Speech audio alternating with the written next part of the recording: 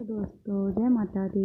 आज हम आप लोगों के लिए लेकर आए हैं भगवान महाकालेश्वर की कथा। आशा करती हूँ आप लोगों को बहुत अच्छी लगेगी। अगर अच्छी लगे तो लाइक शेयर ज़रूर करें, सब्सक्राइब ज़रूर करें, बेल आइकन ज़रूर दबाएँ, जिससे आपको अगली कथाएँ सबसे पहले आपके पास आ जाएंगे। तो चलिए शुरू करते हैं।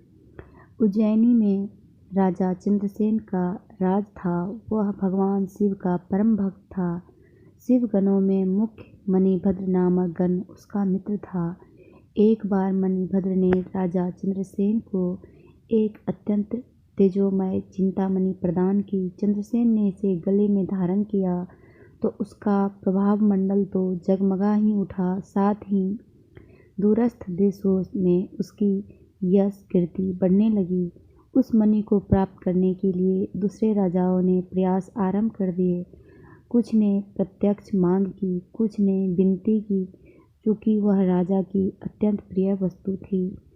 अतः राजा ने वह मणि किसी को नहीं दी। अनंतर उन मणि आकांक्षी राजाओं ने आक्रमण कर दिया। शिव भक्त चंद्रसेन भगवान महाकाल की शरण में जाकर ध्यान मग्न हो गया। जब चंद्रसेन समाधिस्थ था तब वहाँ कोई गोपी अपने छोटे बालक को साथ लेकर दर्शन हेतु आई। बालक की उम्र थी 5 वर्ष और गोपी विधवा थी। राजा चंद्रसेन को ध्यानमग्न देखकर बालक भी शिव की पूजा हेतु प्रेरित हुआ।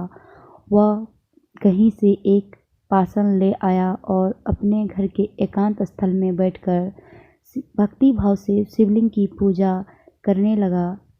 कुछ देर पश्चात उसकी माता ने भोजन के लिए उसे बुलाया, किंतु वह नहीं आया। फिर बुलाया, वह फिर नहीं आया। माता स्वयं बुलाने आई तो उसने देखा बालक ध्यानमग्न बैठा है और उसकी आवाज़ सुन नहीं रहा है।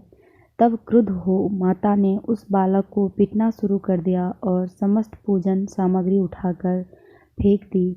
ध्यान से मुक्त होकर बालक चेतना में आया तो उसे अपनी पूजा को नष्ट देखकर बहुत दुख हुआ। अचानक उसकी व्यथा की गहराई से चमत्कार हुआ। भगवान शिव की कृपा से वहाँ एक सुंदर मंदिर निर्मित हो गया। मंदिर के माध्यम में दिव्य शिवलिंग विराजमान था एवं बालक द्वारा सुसज्जित पूजा यथावत थी। उसकी माता की तंद्रा भंग हुई तो वह भी आश्चर्यचकित हो गई। राजा चंद्रसेन को जब शिवजी की अनन्य कृपा से घटित इस घटना की जानकारी मिली तो वह भी उस शिवभक्त बालक से मिलने पहुंचा। अन्य राजा जो मणि हेतु युद्ध पर उतारू थे वे भी पहुंचे। सभी ने राजा चंद्रसेन से अपने अपराध की क्षमा मांगी और सब मिलकर भगवान महाकाल का पूजन अर्चन करने लगे। तभी वहाँ राम भक्त श्री हनुमान जी अवतरित हुए और उन्होंने गोप बालक को गोद में बिठाकर सभी राजाओं और उपस्थित जन समुदाय को संबोधित किया।